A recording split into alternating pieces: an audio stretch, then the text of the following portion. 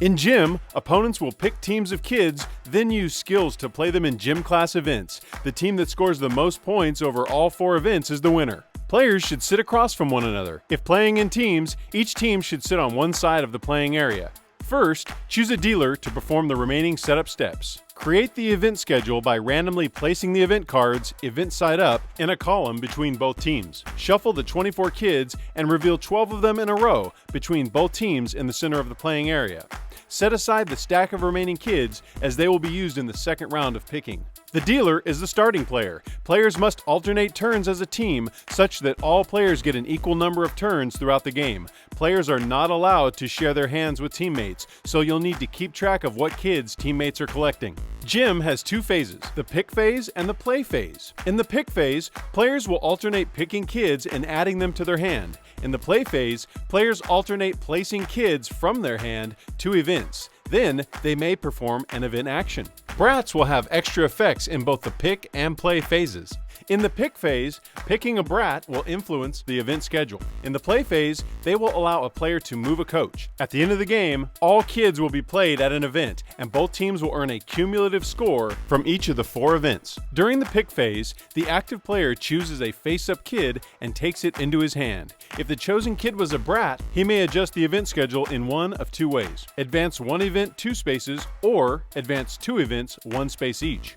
Events must maintain the alignment formed by the black lines at the edge of the horizontal sides of the card. They must always advance and may never move backwards. At the end of the pick phase, only the furthest advanced 4 of the 6 events will be selected for the play phase. In the case of a tie, events at the top of the column have priority. After all kids are picked, lay out the remaining 12 and continue picking until they're gone. Then begin the play phase. For the play phase, place the 4 decided events between the teams. The 2 remaining event cards flip to the coach side and are placed near the events. During the play phase, players take turns in the same sequence as before. The active player must play a kid from his hand to one of the 3 open positions on his team's side at an event. Then, he may perform an event action. Finally, if the chosen kid was a brat, he may also move either coach. After placing a kid at an event, the active player may perform the action shown on the event, or he may perform either of the actions that correspond to the active kid's skills, as long as that skill is from one of the 4 events in play. Ultimately, you'll want as much matching skill at each event in order to beat your opponent and win the game.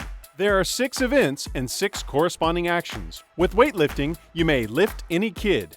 Choose any kid at an event and add it to your hand. Then, replace it with a kid from your hand. With table tennis, you may switch 2 kids. Choose any 2 kids on either team's side, then swap them with each other. The 2 kids must be on the same side.